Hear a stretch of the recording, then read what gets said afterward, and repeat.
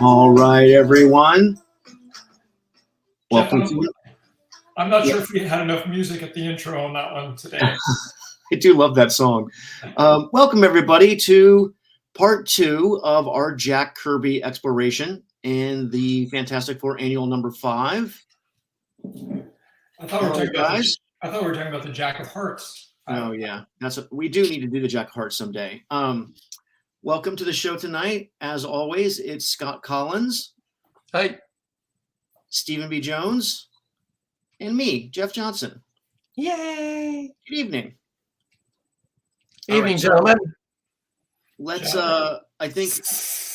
jump right back into where we were. We were doing.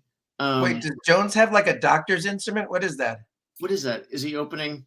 This is a bottle opener that was gifted to me by a prop and character artist extraordinaire, Andy Chang, when Jeff Johnson and Andy Chang and Jay Hong and I all shared a office together at Warner Brothers. The sad thing is Andy was such a nice person and lent this to me, also because I was borrowing bottle openers from him and Jay Hong almost every day.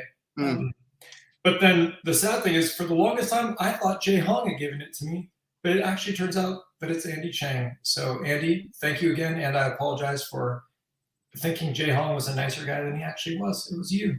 Well, we definitely got to set that record straight. We all know the truth there. So this is the book we're doing. Hang on a second. There it is. Oh, yep. Try that again. Yep. Also, in a rare drink and draw another round moment, I'm actually drinking alcohol tonight. It's just been one of those weeks. So here you go. I'm having the only alcohol I really enjoy the taste of, Guinness. I do love the Guinness. I know a little trivia about that Guinness now that I've made that trip to Ireland. Yeah. The heart on the Guinness bottle is reversed. It's technically going backwards. Why? Because somewhere on the Irish flag, I think, something else that's government attached has a harp on its logo. Oh. So for Guinness to keep theirs and do it their way and make it, a copyrighted thing or whatever, they just flipped it. So the harp is technically backwards, left to right, right to left, something. Interesting. Interesting. Yeah. Another way so fact. Yay! Next week, Scott, maybe you could travel to Atlanta and go to the Coca-Cola bottling company headquarters and get some good trivia on Coca-Cola for us. That sounds like a good idea.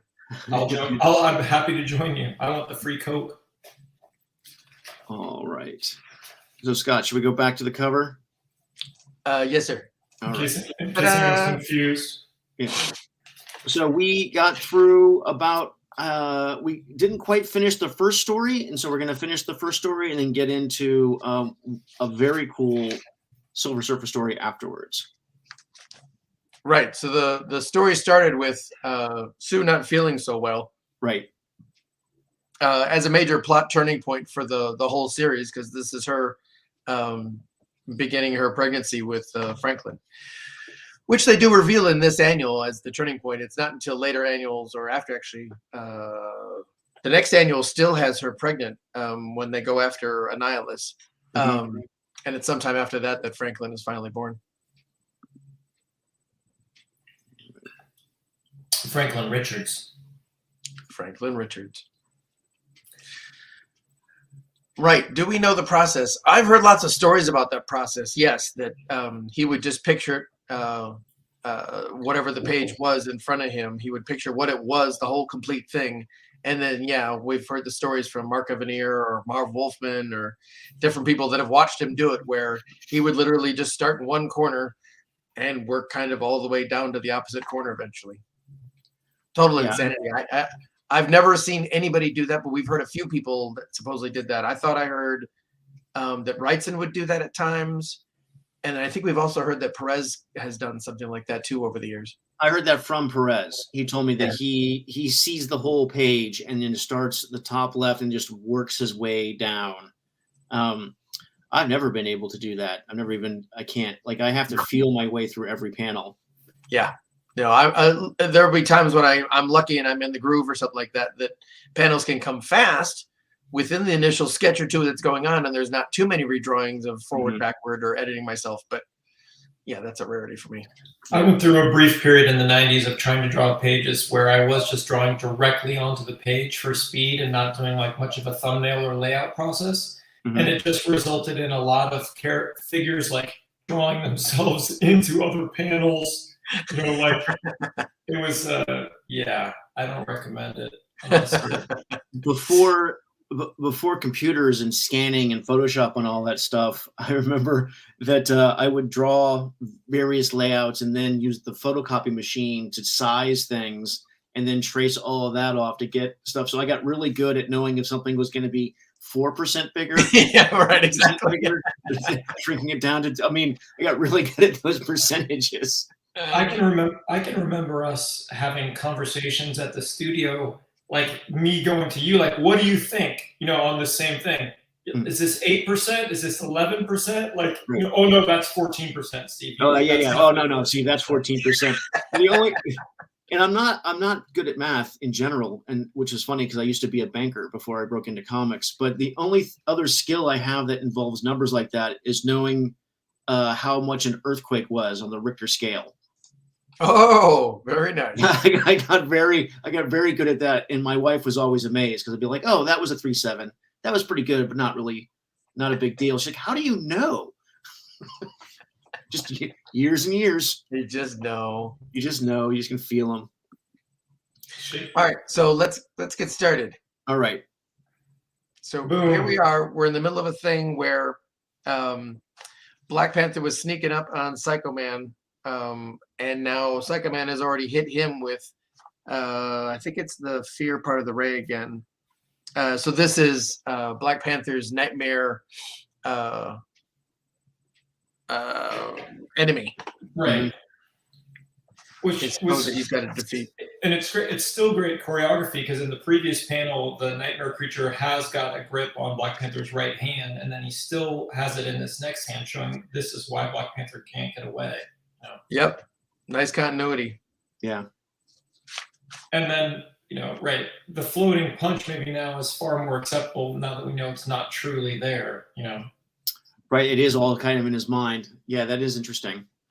And all right, I think we talked about Gorgon and this incredible flying machine. Right.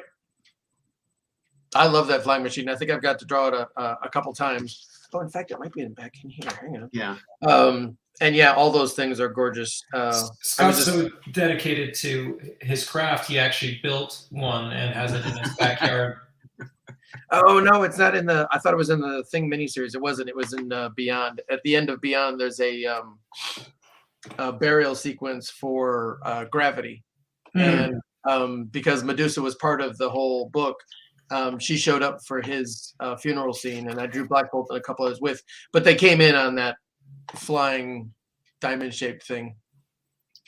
I know that we got a lot of ground to cover, but I just wanted to take a moment and appreciate the texture and / folds of Gorgon's cowl or whatever you call shoulder wrap or shaw.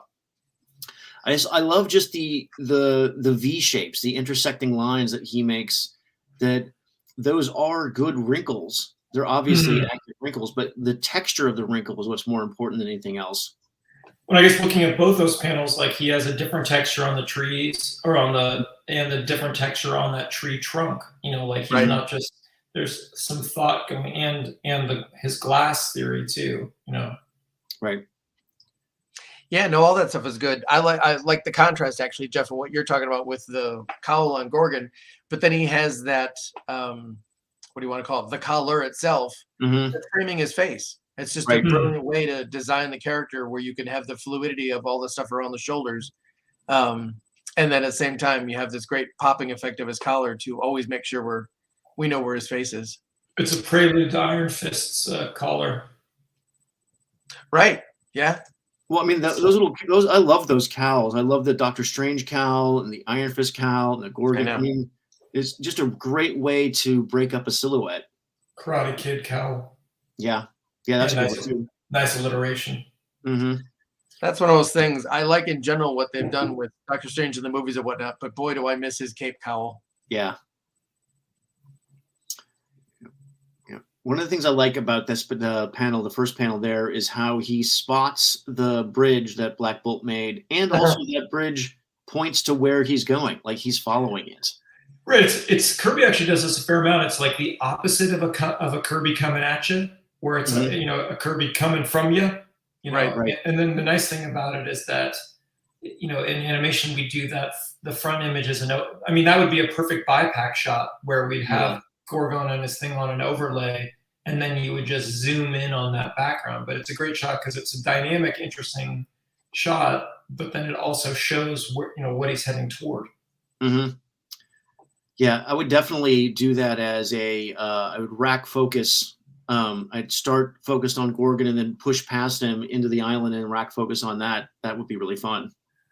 But I think it'd be easy for someone else to do a much more like far away shot to show, oh, Gorgon's approaching the island. But this is a great way to both show Gorgon and the island. Yeah, and look at that machinery. I really do think that. We were talking just Kirby's sense of design, like just the cool shapes he puts together. And even though it's always Kirby machinery, it is always a different kind of tech depending on if it's Inhuman tech or Kree tech or Fantastic Four tech. There always are subtle differences. Plus, it's graphic and dimensional. Yep. Yeah, it always feels like it's solid chunks of the science fiction stuff going on, and that the colorist is doing their good job here. And that in this first panel, Gorgon's headed toward the Green Mountain, and in the second panel, he's heading inside the green technology. Exactly. Just because quite a bit happened in the gutter of those two panels. Coloring it green really helped tie it together. Yeah, he had to ditch the flying aircraft thing and start moving in and all that. Yeah, no, it's great. Yeah, I always think I just assumed that he jumped off of it. Oh yeah, no, I'm guessing it's still just floating, right. Just off the island a minute there, and he's just moving on. Mm-hmm. But that's that magic we talked about before. That a lot of current comic books don't do that. They almost want that middle step all the time of showing Gorgon leaving that craft and then entering the thing. Right. And especially with the pace of this annual, there's so much going on and all that. But even still, just the Silver Age in general, you don't show a lot of those moments unless you really, really have to. You show the bare bones of what's going to get you through the story because you got a lot of space to cover. And they did. Yeah. It's the highlight reel. Right. And then I love this little figure. It doesn't come off as little with this excerpt of just this panel, but on this page as a whole. Here, let me see if I can do this. I got you here. Yep. But just as a whole, I love that little Gorgon figure that's down here. Right. As it plays off with the rest of the page. It's such a cool little panel when you look at it, because you don't notice him at first. You, of course, see all the action and stuff that's going on. Mm-hmm. But then when you do actually pay attention to him up there or whatever, it's like, oh, that guy's just such a cool little figure. And like you're talking about, the wrapping and stuff that he has around his shoulders and everything, all that stuff is just, it's fluid, it's motion, it's graceful, it's everything. It's really cool. And I do love how he's framed by the machinery that we just saw him walk in through. Yep. Again, so we're using really good tags of stuff. Here, bring it up. Mm-hmm. There it is. Yeah, so we're still using the tags of all those things going on. So we still know where we are. Yeah.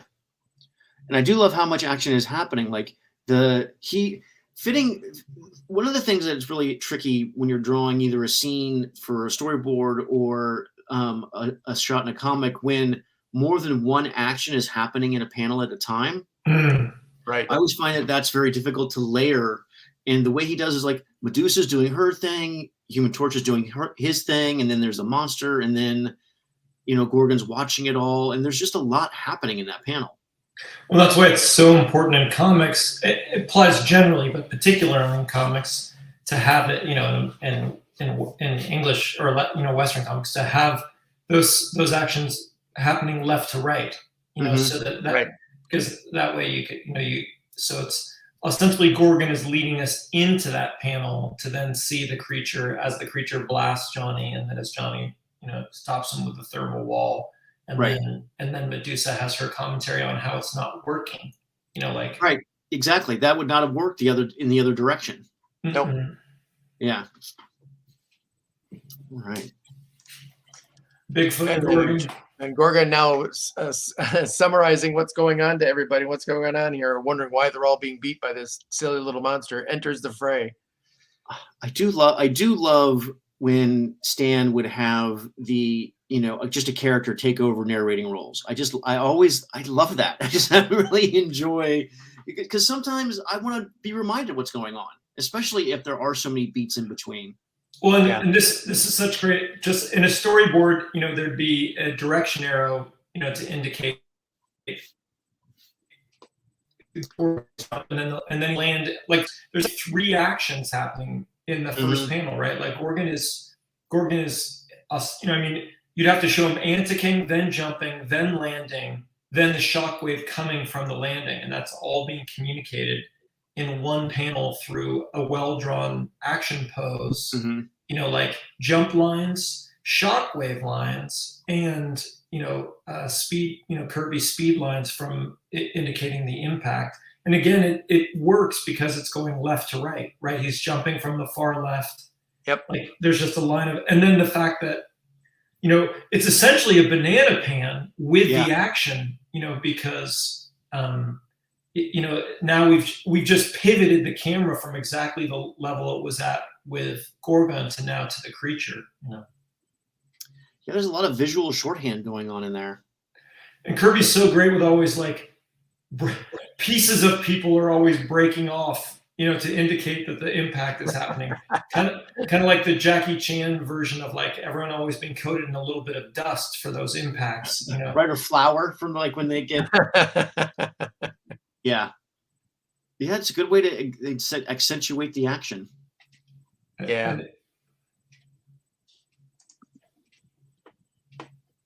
And then we use the green so we know kind of what was there, and they also explain it in the dialogue a little bit, since again we don't have all these extra panels that would have showed that monster actually, not just the action of it, but actually disappearing from Gorgon's attack. Right, only because he hasn't been hit by the fear ray. Using the left to right again, so instead of 3 close-ups of each character talking, we have each character talking in turn while also us showing the illusion fading out. Like that panel's carrying a lot of weight. Absolutely. And Triton's still leading the charge here, which is fun. He probably almost never gets that role.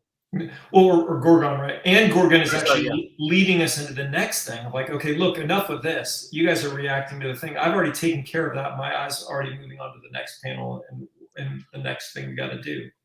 Absolutely. Gorgon this way. Yeah. Yeah, and I love how Karnak's hand leads into, like, it points at the action. Yeah. And that Karnak pose feels very like a very Steve Rude drawing, right? Like in terms of like what Rude would go for, the smoother Kirby. Right. Poor Triton. He's just having a hell of a time. That's a great pose. And again, it's remarkable how Kirby keeps the energy moving and keeps us all going left to right. Having Karnak be in the foreground and then leading us again. And we don't need Johnny and Medusa in the first panel here, but then having them, now that the whole team is, we just have Medusa there in the back, but we know it's her. Well, I know that we talk a lot about Kirby because he is the sort of the father of all of it, when it comes to Marvel Comics, and some might even say the king. But I think that his influence goes so far, not just the fact like how he designs things, how he tells a story, but even, Steve, you're right, like that is a Steve Rude style figure, right? Like his influences are so deep, it even affects the way what pose you would use. Yeah. Not just how you would design something, but how you would even frame people standing. It's everything. Yeah, no, even like you're talking about that with that pose, that though there's a million shortcuts that Kirby does use artistically throughout all of this stuff, you can still tell that there's plenty of life drawing behind that Karnak pose. It feels like a real pose. For sure. Hey, Triton doesn't have his booties. He's got scaly feet. That's true. Oopsie doodle. The heartbreak is. And now we freed Triton. Yeah, more illusions. I do love how that Gorgon, like, what a great storytelling solve for like these illusions, since Gorgon wasn't under the spell, Right. and can, like, that they are broken up by a stamp of his foot, his power, which I just a really great solution. No, it's great, and a great setup from the beginning or whatever, or nearly the beginning, when Stan would mention that stuff about, hey, Gorgon's not here, he's off on a mission. Mm-hmm. But, Right. leaving it open for him to come back and actually be the one who's helping everybody at this point. Right. Giant Gorgon and sound effect in the foreground, leading us from, and then Triton almost being thrown into the next panel, and then Johnny's energy coming from the way, fire from the way background past our figures into the next panel. Yep. And then he leads us right into. It's almost like if all of Jack's panels were just placed left to right and they never went up to down. Right. It'd be like one continuous like strip. Well, didn't we, for like some of those early cartoons, the Captain America and the Fantastic Four and Spider-Man and all those, didn't they just use Jack Kirby panels? Yeah. Well, they used comic panels. Sometimes it was Don Heck and the other guys and Ditko as well. But yes, like they constantly just took stuff right out of the comics and then they just move like an arm. It does feel like there's more continuity between some of these panels than there might even usually been with Kirby stuff. I don't know if it's just because of all the characters that he has in this one that's already complex and busy enough with all this that he's putting it in there or not. But seeing those echoes continuing between panels, like these last two we just did, of Johnny going off panel with this one and then landing in the next one. Mm-hmm. Black Panther being held by one hand and then being punched while still being held with that one hand. I don't think that was a regular, habit of Kirby's with all that, but I feel like there's more of it in this one. It's super smooth. Well, these are both good examples of kind of the 180. We've got we got Black Bolt in screen right or panel right, and Johnny landing in the middle and Ben getting up. Then they're all still facing the same way. And the implication is that Ben started behind Johnny and has now stumbled forward to be in the middle, Mm-hmm. And then when we cut to the next panel, it's like, it's just great. Again, it's just like the film reel just keeps moving left to right, left to right. All right. It's grunge. I love that. But hey, this is an FF book, so the FF really should do a couple things. Great. I still can't get over. So you guys are much better at the continuity and the history of comics. When did the Thing start getting bigger than Black Bolt? Like, at what point in his career did he become larger? Yeah, it'd be interesting to look. I don't know if Kirby ever drew him bigger than others. I was about to say, yeah, we started it was in our last episode when we were talking about Thing stuff, that he never really made Ben Grimm that big. I think that was one of those things after Kirby with Ramita or Buscema or somebody that might have started to push the Thing being better, giving him a little more presence. And maybe that was just like half happenstance of the time, because I think in these early issues of FF, when Kirby was on it, or most of it anyway, I believe Johnny was the breakout star for most of that, which is why he had those other books. Mm-hmm. That he was in more than one Marvel book at a time generally. But it wasn't until, like, I guess the 70s more, or the late 60s to the 70s, that Thing became the big star of the FF book. And that would have been, I think, around the time that all of a sudden he just physically became bigger too. You look at Fantastic Four 100, 101, 102, like when 104, when that very end of Kirby's run, and Ben is still basically humans. He's kind of shrunk down, so that he's actually, because I remember in How to Draw Comics the Marvel Way, isn't Ben Grimm only like 5.5 heads tall or something like that? So as to make him proportional with the other people, he had to be done smaller. I feel like Byrne started to make him pretty big. Mm-hmm. He did, but I think by the time you're talking about Byrne being on there, I think he'd already grown in stature during that time. Maybe it was also during the Perez years on FF that the Thing got bigger. I wonder. But to me, obvious was always the what Kirby always seemed to go for me with the thing was that he was always that underdog character. He wasn't the biggest guy in the room. He wasn't even necessarily the strongest guy in the room. But he's the guy that could take the punch and keep going and all that kind of stuff. And even here, giving him this, what could have been a superheroic shot, you know, he doesn't come off necessarily that big or that heroic about it. He's supposed to be that the everyman, the crumb bum, the monster guy who's, you know, apparently lives next door. Right. But definitely, now I'm just looking at some John Byrne images of the FF, and he's definitely bigger at that point. That's when, like, you know, he can carry the other members of the team. He's suddenly a head taller than Eddie, whereas before he was practically the same size, you know? I don't know if I've read this quote or not, but we're building off what you said here. MJ says Byrne said that he drew him 5'10", tall and wide. That makes sense. Yeah, that sounds about right. I 100% used more of the Byrne style, that zeitgeist version of the thing when I was drawing him in Fantastic Four. I always made him not as big as the Hulk, but definitely bigger than everybody else around him. Well, yeah, I agree with you. Exactly. That's where I tried to draw him as well that way. I thought of Ben actually more like 6 foot, maybe just over 6 foot, because I still wanted Ben to be taller than Reed. Yeah. As being that monster who's behind everybody, I always felt he had to have that size to him so that he always stuck out. And I think of Reed as being 6 foot.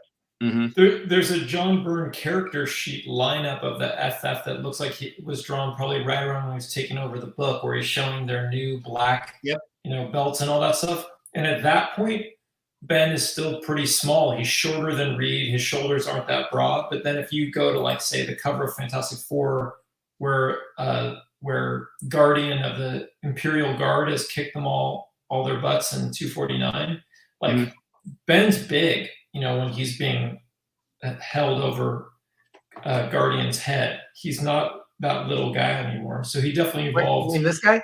Oh, the Guardian. Yeah. Yeah. All right. Back to your story. All right. Sorry. Well, yeah. All right. So amazing. Kirby Tech. Ben, and now we're getting to the big confrontation after all these other side battles going on. Ben doing some clobbering for us. Thank you, Ben. Yep, he ripped open the wall so we could get through, but then Black Bolt takes over and gives it the old antenna zap. Holy cow, that gimmicky ray of yours clobbered the gun before he could squeeze the trigger. Oh God, look at that destroyed Zach. I do love these old colors. Yeah. And just, you know, the idea of the simple but effective way of saying, look at all the machinery broken. We know the whole thing is broken now. You know, it didn't have to be necessarily flying out of the panel or doing those other things. I find that a lot of this issue, more than other ones, I think, Kirby is playing more directly with all these things, like I said, with the echoes and stuff like that. But even this one, I would have expected him in other issues of the FF or whatever to make this panel of the destruction of the device into that third of a page instead of a sixth of a page. Well, did we talk about this before? Just how fast was Kirby? Like when he's drawing and he's humming along, how many pages a day is he doing? 3 to 5, right? Yeah. Wow. Incredible. Yeah, just crazy amount, the idea of doing this day in, day out, all the time. And again, as we know with all this stuff, that, you know, he's inventing the story pretty much as he goes, or at least if he doesn't have, you know, the general plot that they've agreed upon, he's still doing all the mechanics, the day-to-day stuff of how to show thing going through this, or who's going to break through the wall, and then who's going to be the one that's going to break the device, and all those different kind of things. Those are all decisions. Guys, we got to pick this up. We can't do 3 weeks on this. Right. Yeah. I mean, much as I'd love to. All right. Love how Kirby always uses tech as a framing element too, just as a way to make that more interesting and have more depth. Again, absolutely. Boondocks and Psycho Man is just one of those great designs too. He's complex as all get out, but he's a really great design. Yeah. He's super creepy. Super creepy. All right. Super creepy. Yow. Here we get some setting up the fact that people later will be like, oh, we should use Psycho Man in the Micronauts. It's subatomic. Right. Hey. Well, I mean, think about how much had anyone before this issue talked about the subatomic universe? I mean, I don't think they got subatomic with Hank Pym up until this point. So Right. No, they didn't do that. It would have had to have been like Challenges of the Unknown or more of a science fiction book that they would have dealt with the topic. I'm sure somebody had in Adam Strange or one of those books. They probably hit something on the same topic, or it might have just been an earlier Lee Kirby or Lee Ditko horror titles when they had monsters. I'm sure some of those monsters would have come from a subatomic world or whatever it was. But what I really like about this 2-panel sequence is the little guy, the little green guy in that second panel. That's apparently really him. That's Psycho Man, and it doesn't look anything like all the rest of the stuff going on. Right. He looks like a Ditko design. Yeah. I also just love the crazy view screen shape. How good your perspective has to be in both those shots. You know, like in what we're seeing on this viewfinder and the other one to draw that crazy shape in that perspective. Yeah, super cool. Super cool. All right. Amazing. Look at the top of he looks like a giant brain that he's putting himself inside. Yep. That's such a strange. Yeah. I mean, I can't even conceive of how would you. It's such an otherworldly kind of science, right? It's such a weird little micro science. And it's, once again, it's different than all the other stuff we've seen. Yeah. And the fact that Kirby's basically designing on the page as he goes. He's not like going over to another piece of paper and then doing working out designs and then incorporating them into the panel. He's literally going like, okay, it's some kind of this and a little bit of brain here, a little bit of I gotta need a lever over here. Right. I love the old school levers and switches. All right. And yet still with all this leaving room for Stanley to put in caption boxes and narration and balloons and everything else going on. Mm-hmm. Just nice a total tiny, pro. Nice tiny little bit of Johnny Storm's face in the super foreground to have just that added level of depth. It's like we're one of the superheroes as we look at the Psycho Man. Mm-hmm. Absolutely, we're in the group of them.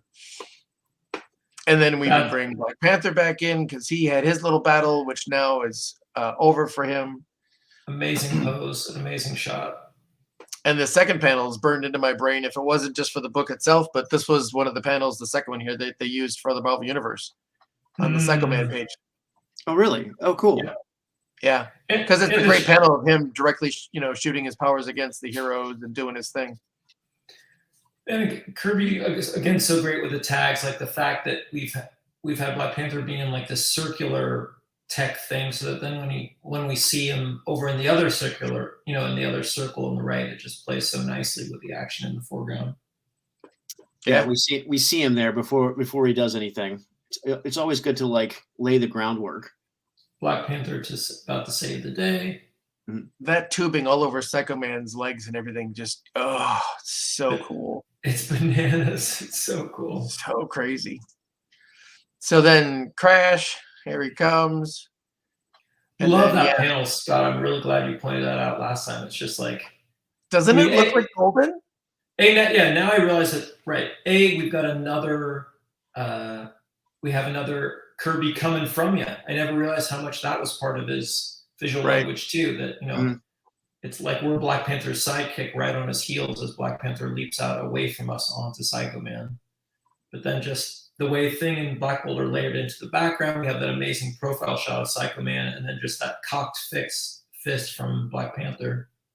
Oh yeah, he was ready to give him some more. Speaking of those microverses, Joe mentions here about the city bottle of Candor and stuff like that. Right. Gotcha. That's really shrunk down. That's not. I mean, I get the feeling that Kirby just created the microverse in that one panel. Yeah, he kind of did. And then there's more of it later on after this annual in the 70s. 72. Yeah, 72. But this came out before 72, right? This came around. Yes. In fact, this is where the real impetus for the story was that Surfer went to the subatomic universe. He was tired of our Earth. And for some reason, he headed to the subatomic one, thinking this was a way for him to be free of the cage around Earth that Galactus put him in, that he couldn't leave the planet. Good point. This next panel, I think it might be the only time that finally every major character is all in the panel at the same time, excluding obviously Reed and Sue, who are back home. There we go. So now, then we have the twist ending that they caught up to him and everything, but he's not in there anymore. It's an empty husk. Right. Got so much dialogue. I mean, the letterers That's a used lot to of wrap-up really earn their dialogue. keep. This is all. Oh shit! We ran out of pages. We're done. Just Let's recap that. Get the denouement in one panel. we'll clobber him or we'll go down trying. Enough said. I definitely need to steal that face floating in a burst. Final panel. It's such a great final panel. All right. So that was So as if this story wasn't enough to buy when you're picking up your annual and you go into spending your, what is this, 25 cents for this annual. Yeah. You get your whole 30 page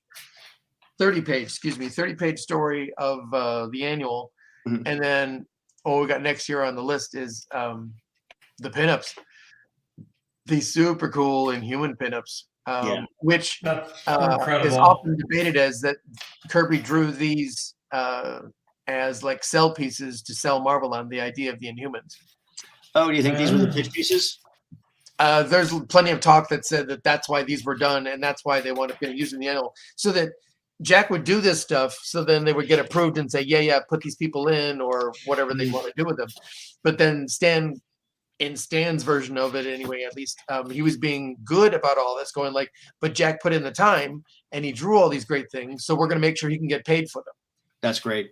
So if you printed an annual or if you printed the backup of an issue, whatever, because there's all those villain pinups that appear over at different times. Right. He's got a Dr. Doom pinup where they show you the scrolls or whatever it is, like at the end of a year of FF or something like that. Mm-hmm. I think most of those things were Kirby bringing them in, going like, I think these should be our villains for the next issue, or, if you want new books for this next year, we could do this, or we could do this, or we could do this. Right. But then Kirby would do these to get them done, and then Stan would get them printed, so Jack would get paid. Yeah, I'm looking at Medusa one. That's so great. It's amazing. All right. And Karnak. Great. So cool. Look at that machinery, for crying out loud. What a great design of Karnak. And Triton. I just realized, oh my god, okay, so my copy of this that I bought, it's got a lot of the pinups ripped out. No. You guys are referencing the pinups, and I'm seeing them in my digital copy, and I'm going like, wait, how come it goes from this is a plot to just the Maximus pinup? Where are my other ones? And then I see that those pages were ripped out. Some kid just ripped them up and put them up on his wall, which I guess was the point, really. But, yeah. Some kid. You? Was it you, Steve? No, it wasn't me. I would never do that. Shane Glines, who's a great artist, I remember he did a great drawing that was inspired by this crystal one with a little shot of Johnny Storm sitting there. Such great depth in that shot, right? Where it's like, it's not just her sitting on the couch there, but her apartment keeps going back. Mm-hmm. Absolutely. And we talked about this last time. We totally agree, Henry, that Black Bolt is a great design. And we agreed with you on this one, too, that we like Black Panther more gray than blue. We think that's always a good choice. That black one's out of control, because especially just the background and the dimensionality of that strange red thing, where it's like it's working. You feel like you could build a sculpture of it, but who would just ever conceive of building something like that? It runs back, but then it just takes this crazy turn. Well, and again, to let you know that they're not just superpowered humans, whatever. These are alien touched human beings, so they have that alien aspect to their design of their buildings and everything else going on. Mm-hmm. Yeah, fantastic. Do you guys remember the Alan Davis, the FF the End that he had done? I thought it was one of the great things he had done in that story when they got around to his the Inhumans portion of it, was that Thing was living with the Inhumans then. Him and Alicia were up there because it was the safest place for them and their kid or something like that. But I loved that Alan had put a thing in actually that the Thing, Ben, and some of them were still kind of outcast because they didn't wear masks every day. And Alan made it this thing that it was actually part of the custom of their race that everybody was supposed to wear a mask, or pretty much everyone was supposed to. And then he made it like this sort of, weird kind of Kree angle or something that they played off of. And then it immediately explained away why Gorgon has a mask, or Karnak, or Black Bolt, or all these people have masks. And Medusa, I'm like, that is a really cool way of like, getting your no prize, or, making sense of doing a Roger Stern and, pulling all sorts of threads of different things together and making it a logical choice. Oh, Maximus. Not even in the book, but there we go. And another great little tech thing. Yeah. So not only did we get Inhumans things. Basically a drone. Yeah. We get more pinups of other cast members. I don't know why in the world this. Maybe this would have been like an early preliminary possible like Marvel poster thing when they were starting up the Marvel Club, whatever that was. Marvel Mania. Foom. Yep. Friends of All Marvel. Yep. And then we get this one too. What an awesome piece. Man, I can't believe how many pages got ripped out of my annual. It's a crime. That's so sad. This one's gone too? Yeah. Oh, all that's in there is Maximus the Mad. Oh no! Well, I mean, we used to beat our comics up. I mean, I never ripped pages out. And they ripped out the first page of the Peerless Power of the Silver Surfer because because that's essentially a pinup shot too. Yeah. My God, that's a great. All right. So now, do we want to do Surfer next for time frame, or are we doing the? This is a plot story. Let's do this plot really fast. All right. Page 1. I just like with not brand. I mean, just like when Kirby did not brand Eck, like he actually can. He could cartoon really well too. You know what I mean? Like these are funny drawings. Like he can do really well. And what's great about it is like there's all that dimension in the room, and there's all that kind of fun fake perspective. Fake Jack and fake Stan are great. Roy's under there. It's just. It played off of the mythology of the time that they were creating all this stuff, saying that Jack and Stan would have these were their plot meetings where they talk about, these legendary meetings where they'd be jumping on top of their desk and, jumping into walls and saying, well, then Dr. Doom slams this. And then they throw a book across the room or whatever. All that time they're supposedly acting it out. Joe Donnelly has that comment, right? Was it Jack who frequently used the appliances in the house for a basis for his machines? And it feels like maybe, like with what they have on both of them have on their heads, and what Jack is using as his weapon, it seems like it's plays with that, right? Like it's a lamp, a lamp gun, it's a trophy helmet, it's a phone helmet, Right. Yep, you use what you got. And then just these are just funny drawings. It's like it's channeling some, Wally Wood, Harvey Kurtzman, from Mad Magazine. Well, I also one of the things I like about it is it does bolster that idea that working at Marvel was fun. Yeah. Yep. Yeah, played it all at mythology. And Jack, wasn't against putting jokes at his expense either, making him short in that first panel, spinning up his chair so he could actually reach his desk or any of that stuff.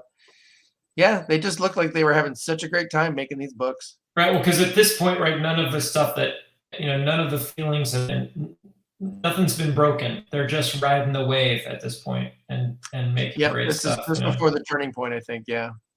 So anyway, these are just really fun pages. Yeah, I love these. And crazy to think that third panel there. This is probably just one day of work for Jack, just a lark. Let me just knock out these 3 pages. Absolutely. How. That's the dream. All right. All right then. This is such a great pinup. I mean, amazing shot of Surfer. I love Giacoya's just slightly more organic inking on this rather than Sinnott, so that he still looks shiny, but he looks slightly more. I don't know how to describe it. It's a little grittier. Yeah. And then what a great idea of like that he's literally flying through a bunch of birds. And again, tons of like, I don't know if he had direct reference at that time or if he just had recently drawn some ducks or mallards or whatever those are, but those are all great. And you can tell that he looked at something or he studied at some point. Those all look like photo reference ducks. They're just, not made out of thin air like Jack would do with other stuff. Right, old school, he probably went down to the library to get a book on ducks or something. Like he might have, or I mean, a bit one of those things where if he like a National Geographic, subscription or something like that, then you just know, oh right, I saw this stuff in issue, 289 or whatever it was. Right, or the Audubon Society stuff. I always heard that Jack was a big magazine reader, like Popular Mechanics. Yep. Yeah, I always heard that too. And he had those the science fiction magazines, Starlog or whatever those things are. He was always a big reader of that stuff too. Yeah. Did Jack keep a morgue file? I wonder. That I never heard. I just heard that he always had magazines and stuff that he read.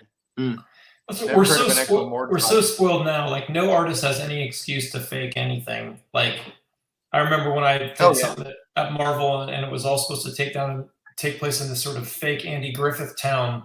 It was like 3 days of trying to finally find like a book at the bookstore that had pictures from the Andy Griffith show. And it had a decent amount, but the pickings were still pretty slim. Like I couldn't afford to go buy the entire Andy Griffith show on VHS. I'm not even sure if it was available at that point anyway. Yeah, no. Well, even other stuff that you do in there. I remember early on, I did a couple Superboy issues and Carl Kiesel was the writer. And during the story, Superboy went to Paris, France. So I dug through. I might have even, like you guys in Berkeley, gone down to that bookstore or whatnot, looking for things. But I found a couple of good reference shots of the Eiffel Tower. And he didn't ask for the Eiffel Tower. He just said it was Paris. But I threw in a panel when Superboy was coming into town and he's flying past the Eiffel Tower. And Carl wrote me a note or something. I don't remember if I talked to him on the phone or not. But he was just like, thank you for doing that. That was just going the extra mile. I didn't even ask for that thing. But that was going the extra mile back then. Even here, Kirby doing these ducks this way, that would have been the extra mile. That would not have been the norm of, 50 other guys trying to get those pages done. Certainly not when they're trying to get 3 to 5 pages done every day. Yeah, that's All right, next Quasi. Ooh, such a great shot. I love that panel one so much. Yeah, because you just don't see that angle too much. But then, like, why wouldn't you? Why wouldn't you see the bottom of Surfer? But it also makes it look like it's a defensive pose. He's doing his aerial combat. He's, shooting, diving around these things that are firebombing him. Right. Such a great shot of him in depth and the planet below him and everything. Yeah. So good. And then those damn hunters. I mean, every panel on this page is just gorgeous, actually. Yeah. the rifle panel, then the shot of them getting blasted from above. Right. How you like a little power cosmic, you creeps. Yeah. Take that, you nasty gun people. Such a great close-up. Yeah. Then this is another amazing shot. Like the background is great. There's a freaking look at all that city below there. Look at all that extra work. There's a freaking plane in the shot, and then again, the fact that it's a variation on a Kirby coming from you. I think I've just inadvertently coined a new Kirby term. You trademark that. Yeah, patent pending. Is it just me, or does that plane look huge like it's the Spruce Goose? Oh, it is a big plane. He's close to it for sure. But again, this is something that both you guys do really well in your work, which is that everything seems so much more super when you can draw the rest of the world, all the quote unquote boring parts of the world, as realistically and correctly as possible. Then when you see someone on a floating surfboard in the middle of what looks real, you're like, oh my God, this is really happening. In a way that if it's just a pinup shot with speed lines and some clouds, it doesn't have the same effect. No, absolutely. And that second panel too is him literally joining the world. Now he's within the skyscrapers and the New York buildings of that time. And it's just funny that, this is like, I guess, the first Silver Surfer solo story before anything else was put together. This is his first one where he just gets to be lead. And then he's picking up on, I guess, a previous FF issue is what they talk about. That whole Quasimodo thing. Yeah. And there's a great That's basically panel 3 is how Scott, Jeff, and I look before our coffee in the morning. and after my coffee. Well, that panel 4 is after. There you go. Right. Again, some beautiful Kirby tech in the foreground. Makes me think about Michael Golden's shot with Iron Man in Avengers Annual 10, where there's just some amazing Kirby-inspired tech in the foreground as a framing element. Well, what's funny about that one with the digital version is that in my version, it's really not that purple. They purpled it up, is what you're saying. Let's see if I have that page, or if it was ripped out as well. Do you have it, Jones? No, I don't. No, stop it. You don't have that one either? I don't. I'll tell you when we get to the ones. I think it's the next page. Yep, it's the next page Oh my Lord. Let's see it. I can't believe I paid the money that I paid for this annual without, it's hard to open comics in the shop to find out. Oh yeah, no, I've done that a few times where you think you get this great steal on something. All right, yeah, the cover's damaged, but the rest, and then you find out that I've seen it where it's like people have cut out that Marvel stamp or something from those days. Yeah. And you're like, but you just ruined 3 panels on the other page by cutting out that stamp. Great. But back in this story, yeah, then actually I just read that little blurb. It's from the annual from the year previous. FF annual number 4 is where this Quasimodo thing came from. So here he is keeping continuity. If you're just buying the annuals, the Quasimodo was in the last one, and now he's in this one. Oh, that's excellent. Yeah, but this stuff is cool. And then it's just like Surfer, where he'd come into a situation where he's, unaware of the machinations of people and the evil that they do with this and that. So he sees someone in trouble or someone suffering, and Surfer wants to help. Surfer means well, but Norrin Rad, as usual, doesn't do his homework. Oh no, right? It's true. I just love the patterns. Yeah, the flows, like the energy does feel like it's moving and arcing. Yep. And big ups to the colorist there, also too. Creating the forms within there. Look at that craziness. Thus you shall suffer no longer. So again, it's one of those things where the original published book to me has much more subtlety in its reds to oranges to yellows, so that it's not quite so separated shebang because of the way that, they were always trying to battle this printing back then that was supposed to be so bad. But in actuality, when it's all said and done, I think it has more play than that. Agreed. Totally. But he fixes them, and the guy becomes self-aware of the situation. Man, do I love that 4th panel, that shot of Quasimodo. Yeah. Oh, that headshot is just gorgeous. Well, yeah, that shot's amazing, but that first shot of him where look how just the coiled power. Yeah. It looks like Grodd or something. Again, great Kirby tech in foreground and in I was about to say, background. look at that Kirby tech on the left. Look at sword. Surfer's pose is so regal. Sweet. Definitely, you get the sense that Norrin Rad was an aristocrat back on Norrin Rad, Shallow Ball, Zenlaw. There you go. That's nice work. Thank you. Yeah, in some ways, Surfer really does have those big, bold, like Captain America poses. Or even more. Cap's just naturally heroic. You know what I mean? But definitely Surfer is regal. He stands more like Black Bolt. Oh yeah. There's definitely some similarities between them. Once again, Kirby, the King, his body language is brilliant. Yeah. So good.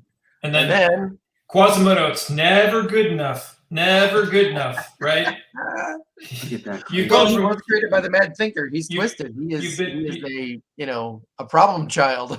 you were stuck as just a consciousness in a box. This guy gives you the ability to move and form, but why didn't you just ask him to make you pretty? He probably could have. He didn't know. He just thought you looked ugly there. Man. That first panel, with the Surfer pose that's in there, that's what we were talking about, Jeff. I'm like, look at his anatomy and everything else, but just look at it as this like stretched and squashed and Right. being blasted at figure whatnot.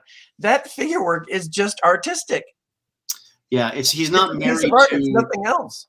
Yeah, it's like, yes, that looks like a calf, that looks like a bicep. Those are all readable and recognizable, but he's not trapped by that, by those shapes at all. He lets them move around. Right.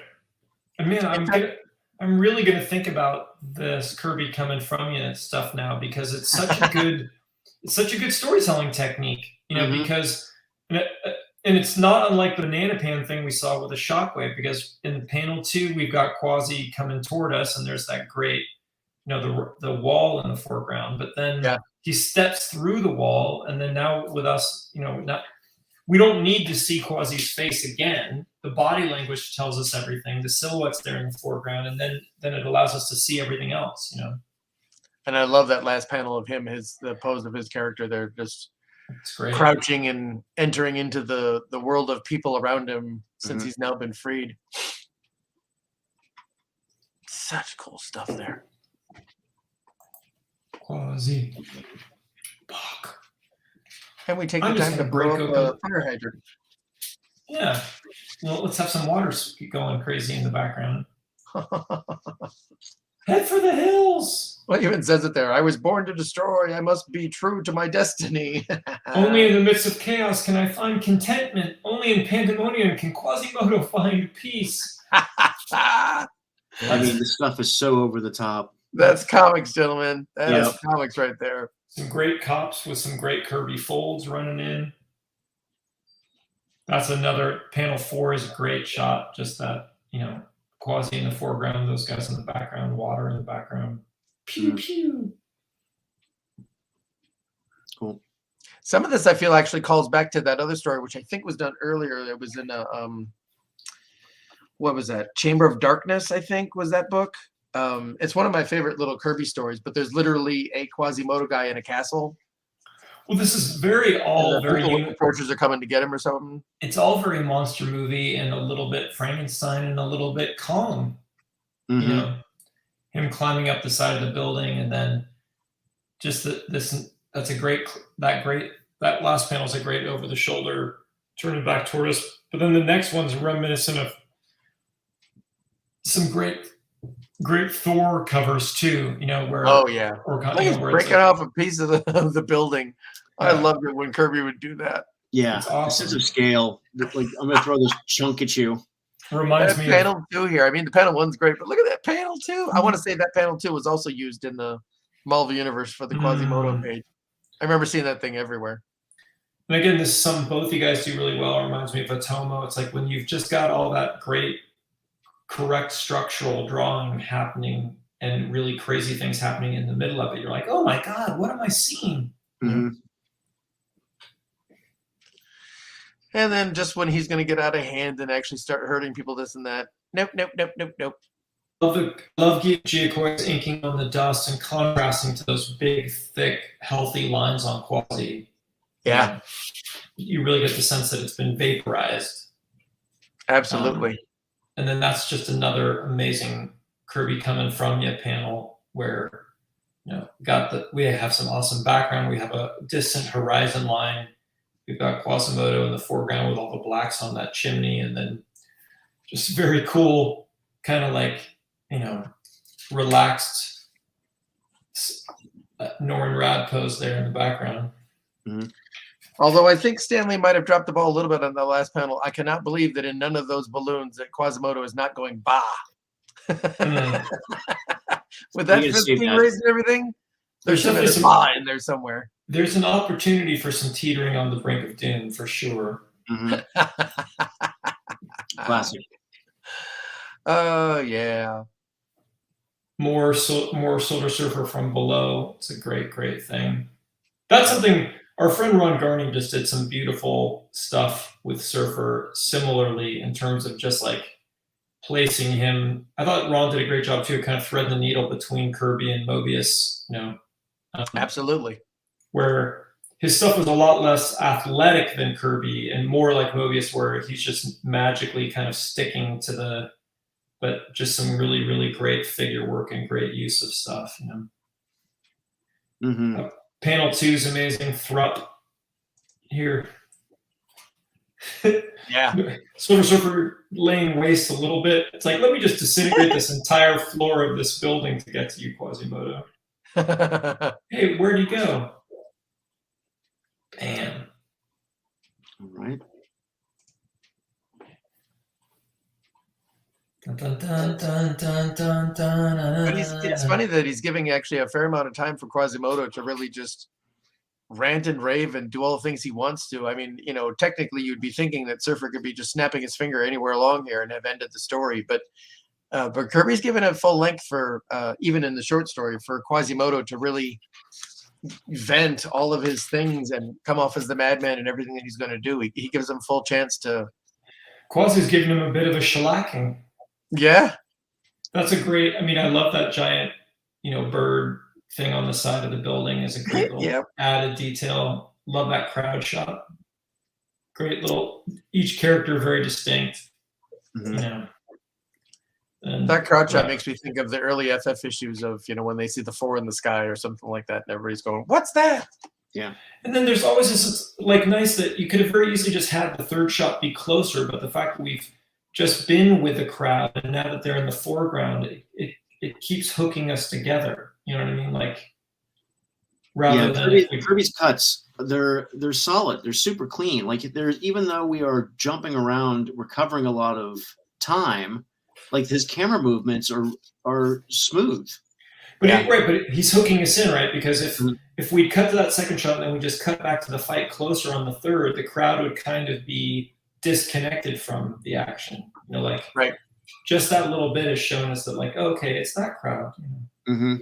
And in that third to fourth panel, he's got the one arm up that Quasimodo's holding, spinning Silver Surfer, whatever. He's doing the same thing in the fourth panel, so he just has the one fist available, but he's keeping the continuity of what he's doing. And then in the fifth panel, the one that was holding Surfer is the one that's getting blasted. Yeah, I know that he would just start drawing from left to right, but one of the true genius things is everything is planned out. Yeah. It's like he just he'd drawn so many pages by this point that he just saw the page in his head, and so say if any of us would need to kind of thumbnail out the page and then maybe kind of draw a rough version of the page first, it's like Kirby had just kind of done those processes already. Mm-hmm. And then, it's like, all right, well, that's what this page would be. Yeah, he had all this stuff edited in his brain so that when he put it on the page, it was just on the page. So then the Silver Surfer giveth and Silver Surfer taketh away. It's funny how back, especially in the early days, when there was it was a little bit more of the Wild West when it came to what could the power cosmic do? What could Black Bolt's powers do? All that stuff is still serving the story more than being locked into a continuity. For sure. In the first 100 issues of the Fantastic Four and everything else that happened in the Marvel Universe at that time, people could do whatever was necessary. It's like, oh, you know what? We need this to happen. Well, now someone's power now works this way too. Exactly. Well, this is the thing he figured out to do. That's what I love about the power cosmic. But imagine this, your animation guys, what you were doing is that those top 4 panels, look at him. He's on fire. He's being, atomically rearranged again at this point. So he's not going to be the living creature anymore. But he's still climbing the building. He's still going over the edge of the parapet or whatever. He's still climbing onto this clock or whatnot. He's just barely getting there in time for him then to turn into a statue. Mm-hmm. That's such a cool sequence. It's amazing. Slow motion fire crawl, Kirby crackle, power cosmic. And I love just the strange power cosmic sounds a million times more interesting and better than cosmic power. I'm going to use my cosmic power on you. Oh, okay. Right. I unleash the power cosmic. Right, because it insinuates that there might be other powers. It just makes it more poetic too. Yeah, absolutely. Yeah, power universal. Exactly. All right, gentlemen, we did it. Well, holy cow. We got through it. Crazy. Did we finally get through this? Is this what we got through? We did that. Is this what happened? Oh, the Fantastic Four annual. So we did this, and then it's all done? Yep. Yep. Well done. Well, I mean, one of the things I picked up from, I mean, I love going over this stuff just to share in case someone hasn't read it before. But as an artist and a professional, one of the things that I like about doing these episodes with you guys is that I'm now inspired to maybe lighten up a little bit, maybe throw a little Kirby exaggeration in there, maybe let the drawing, let the flow dictate the muscle as opposed to being super stressed out about the scapula. Right. Yeah, no, like we were talking about before, even that Frazetta interview that I was listening to, where he was just talking about it's just the shapes. That's the real artistic integrity of a lot of this stuff is just getting through the shapes. If those are interesting enough, then the other stuff will either flow with it or you don't have to worry about every piece of it. Yeah. This was a really great choice to have, Steve. Picking this for our first Kirby one is a really excellent choice. Yeah, we could have gone many ways, but this is an amazing over. It's almost impossible to choose, but I thought it was fun because there's over 100 issues of, or almost 100 issues of Kirby Senate to choose from, or there's so many issues of Royer to choose from. But look, I mean, obviously, not a single reprint, all new. Yep. 25 cents. Dang. But I mean, that's your penny's worth. And I did the research starting last week when we were putting this all together that there's this one, and then annual 6 is Annihilus, but then it's 7 through 10 or 11, I think. All the annuals turn into reprints. Some of them are completely reprints from cover to the end or whatever. It's all just old material. And this was during the time that Kirby and Lee were having that problem, and then that Kirby finally left. So this was, the kind of almost end of an era stuff was this annual with Psycho Man. Wow. Speaking of, I mean, at some point it'd be really fun to talk about Frazetta, but if we do, I would love to just talk about that 6-page romance story of the actors, Empty Heart.